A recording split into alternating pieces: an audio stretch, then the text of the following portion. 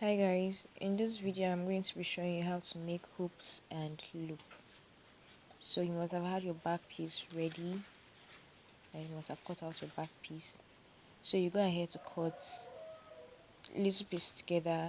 You can use measurement of 2.5 inches by 1.5 inch. That's the 2.5 is the length while 1.5 is the breadth of the fabric. So you can cut the number whatever number you'll be okay with. You can measure what you have on your back piece and you decide how many pieces you're going to make. So you fold in the sides first, fold in left and right of the sides, that's lengthwise, then sew on it to close it up so you can have a neat piece. So that's basically what I'm doing now.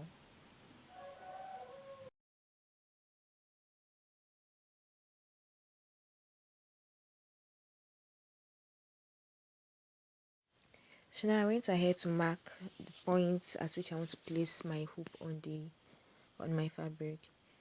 So I fold it into two, then like watch the way I folded it, please. Then watch the placements closely.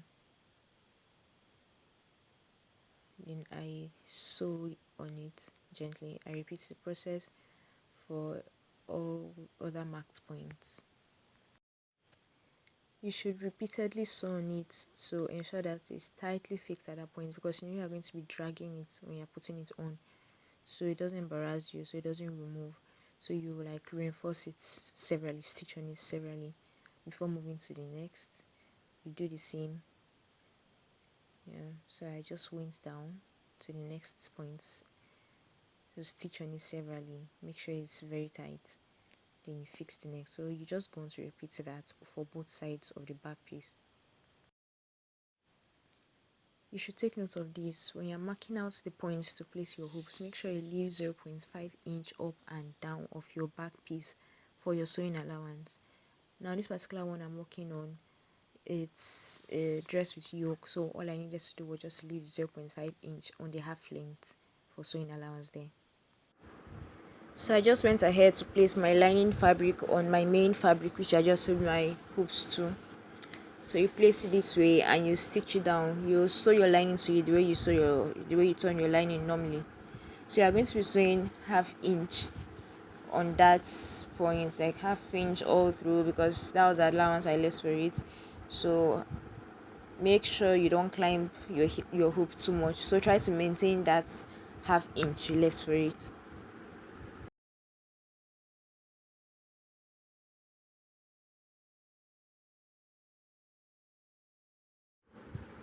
So now that we are done, you just go ahead to iron it out neatly and then you baste the half length. Now going on to make a loop, you can make a loop like 1.5 inches wide. Some people prefer making theirs wider, some smaller, so it doesn't matter. Then the length of your loop rather, depends on how many hoops you made and the wideness of like this the space at your back, the wideness you gave while cutting. If you gave like 2 inches wide, that's 4 because the two will be on fold, or 3 inches, that's 6. So you're going to make the rope that you're going to cut out, that's the loop you're going to cut out for a space of 6 inches, will be more than that for a space of 4 inches. So just the length now will be determinant on how wide your space at the back is.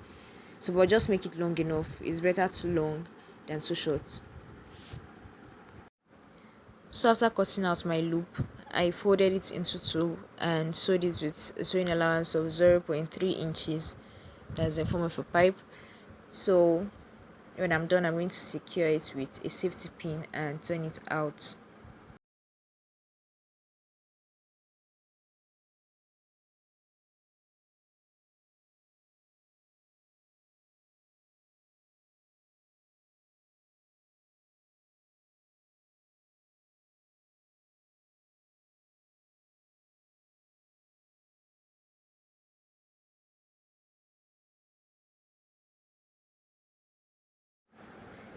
So I went ahead to push in the edges a little, then I stitched on it so I can have a neat finishing there.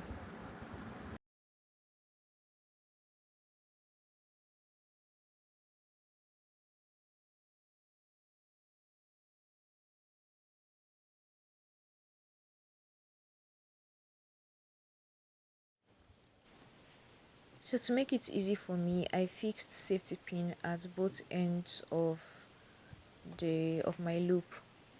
So what you're going to do, you're just going to be doing it in a crisscross manner.